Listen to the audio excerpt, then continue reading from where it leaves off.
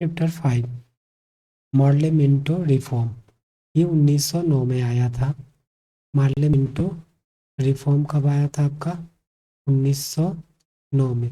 देखिए, वर्ष 2005 में लॉर्ड कर्जन के स्थान पे लॉर्ड मिंटो को भारत का वायसराय बनाया गया था।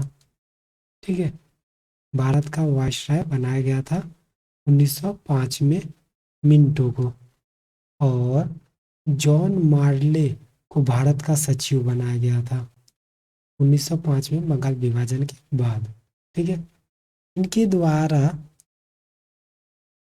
देखिए इनके द्वारा किए गए सुधारों को मार्ले मिंटो के नाम से जाना जाता है। ठीक है, देखिए, भारतीय परिषद अधिनियम 1909, जिसे मार्ले मिंटो सुधार का बीज के नाम से जाना जाता है, का सबसे बड़ा दोष क्या था? सांप्रदायिक प्रतिनिधित्व।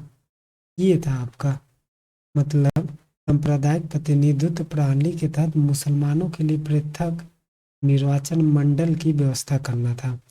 इनका मेन काम क्या था? सबसे बड़ा दोष, इनका फॉल्ट क्या था कि मुसलमानों के अलग से निर्वाचन मंडल की स्थापना कर दिए थे। मतलब जहाँ पे कि किसी प्रांत में अगर कोई मुस्लिम कैंडिडेट है, इलेक्शन लड़ रहा है, तो सिर्फ मुसलमान के लिए मुसलमान ही वोट करेंगे, उसमें और कोई वोट नहीं कर सकता। तो यही था इनका। इन्होंने क्या किया था? सांप्रदायिक प्रतिनिधित्व वाला, ठीक है, निर्वाचन मंडल को व्यवस्था किया था इन्होंने। ठीक है, देखते हैं। देखिए, फिर क्या होता है कि इस व्यवस्था के अंतर्गत अंतर्गत परिषद में मुसलमान सदस्यों का निर्वाचन सामान्य मंडल द्वारा नहीं, अपितु केवल मुस्लिम, देखिए यहाँ पे, केवल मुसलमानों के लिए गठित पृथक निर्वाचन मंडल द्वारा किया जाता था।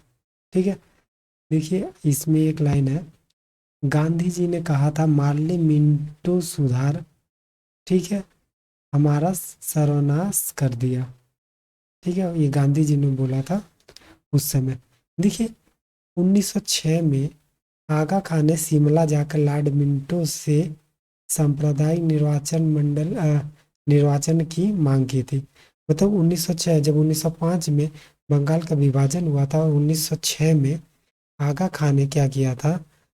ये शिमला जाके लॉर्ड मिंटो से मिले और वहाँ पे इन्होंने सेपरेट इलेक्शन, मतलब मुसलमानों के लिए सेपरेट इलेक्शन की मांग की थी। देखिए, वन लाइनर क्वेश्चन में आपसे पूछता है, father of communal electoral in India. ठीक है, तो ये कौन हो जाएगा आपका? Morley Minto reform. ये आपका हो जाएगा father of communal electoral in India. ठीक है, आपको याद क्या रखना है? 1909 में मार्ले मिंटो रिफॉर्म आया था, जिसमें क्या कहा गया था?